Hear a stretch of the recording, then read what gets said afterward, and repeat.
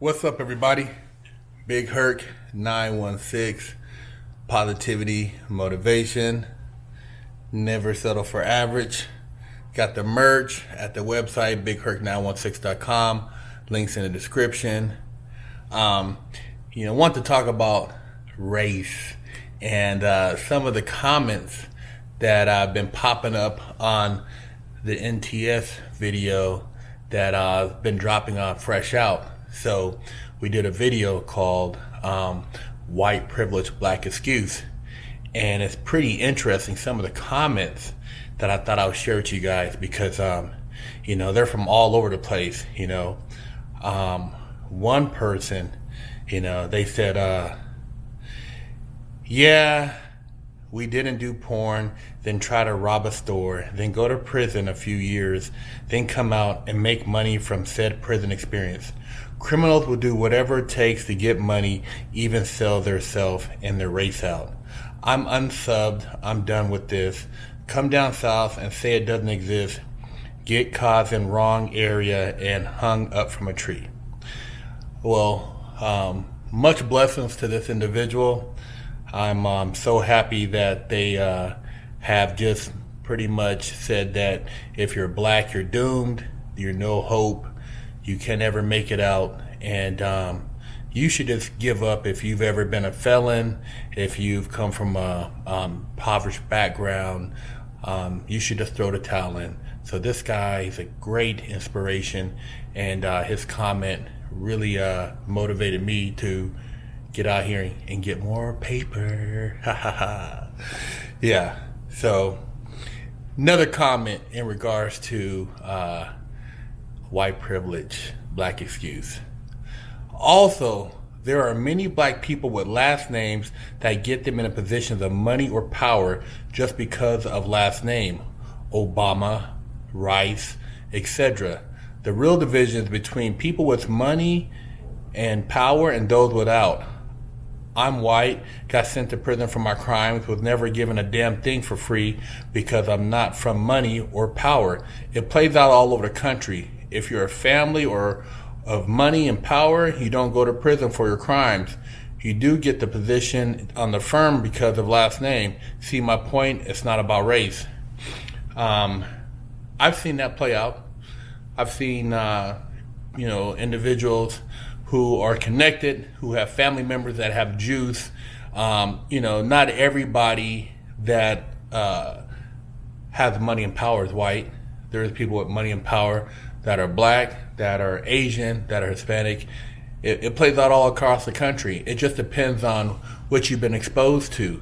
So, a lot of people think, oh man, I've never seen black people with money. Well, go to some places down south, there's black people that you don't see all over the internet, running around with, the jewelry and throwing money in the air, that are papered out, that got big estates. I met, the first time I met a brother driving a Ferrari was back in the 90s, brother, doing his thing. So it's like there are black people with money, and if you ask them how they got there, they're not going to say, well, it's not possible because they're living that life. So, at the end of the day, you got to create your own reality, and it's all about what you do with that reality. Somebody said, Herc, let these simps know. My parents came to this country with an elementary school education, no money, no ties to this country, and not knowing the language. 2 decades later, I'm a successful natural gas engineer, bought my home, a U.S. Marine Corps veteran. White privilege is a joke. I don't believe in it. I'm a proud first-generation Mexican-American, and the sky's the limit. No excuses. Hey, man, shout out to you, man. I know quite a few of my Mexican brothers who have families who came over here, immigrated, and they're second generation, and they are bubbling, papered out, doing their thing. So, people can go back and forth. A lot of people say, oh, Big Herc, you're a sellout because you're saying that It doesn't exist. There's a lot of things that exist. If you travel the world and you want to go over to different parts of like Europe and Africa, you'll see nothing but dark skin balling, and then dark skin dirt poor. And the dark skin that are balling are not sharing with the dark skin that are dirt poor. Same thing in India. It's all over the world. I mean, they still have slavery in certain parts of Libya. You got people in indentured servitude in Saudi Arabia. Do your homework. Look around the world. You talk about opportunities and what's going on here. People sell their lifelong belongings that come over here for opportunity. And what happens is everybody over here kind of just thinks, oh man, they take it for granted. But, I'm not going to be able to reach everybody, and I can only speak for myself. And all the mistakes I made, I own up to them. And to say that I'm a sellout, dude, some people just don't want to make it.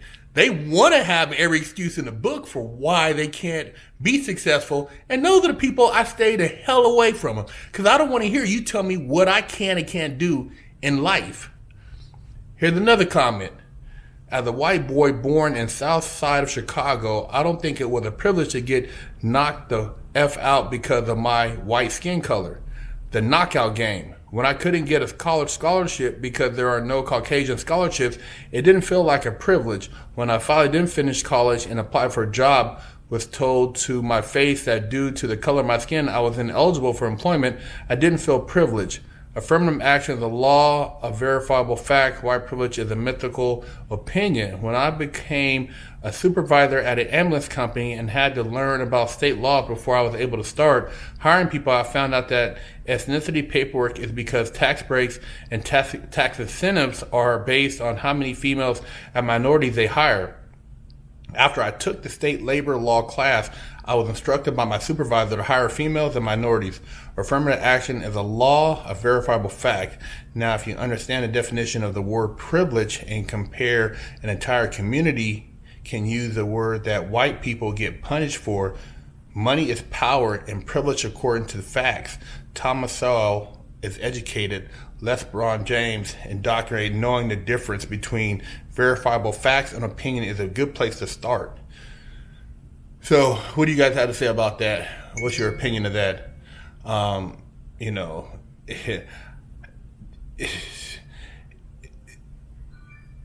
you go through life and what journey life takes you on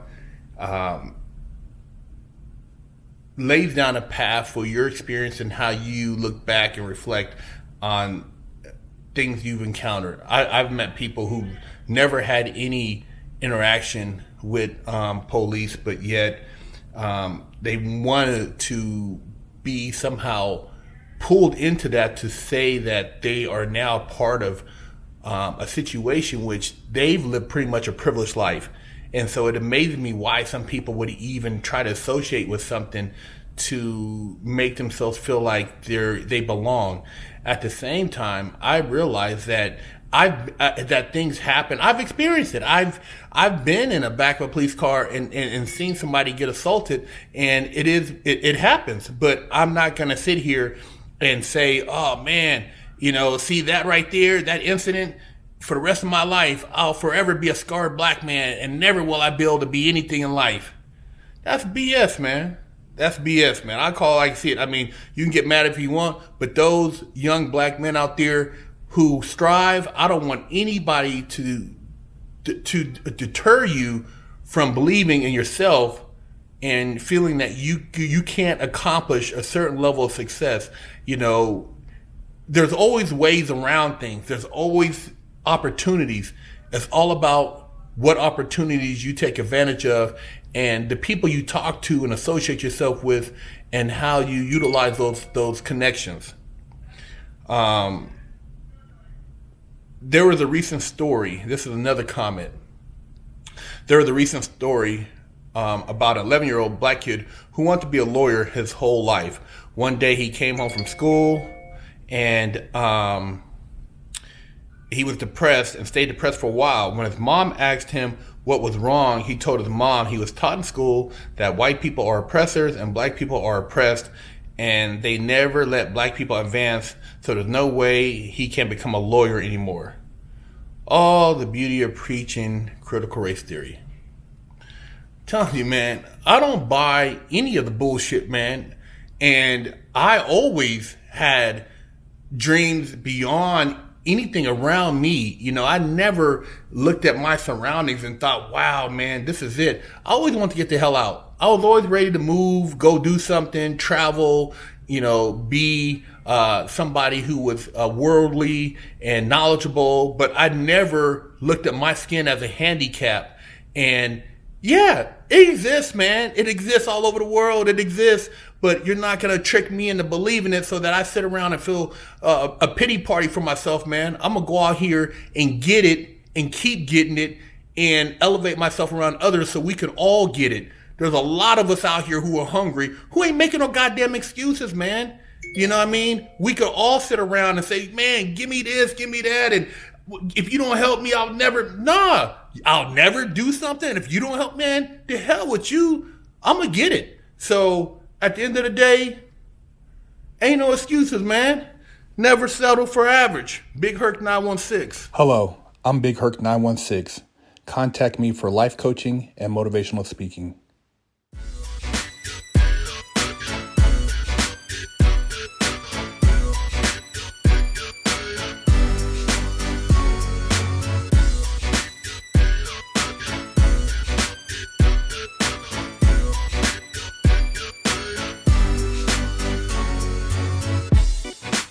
Lockdown's over. Get your yard time in. Exclusively at FreshOutSeries.com.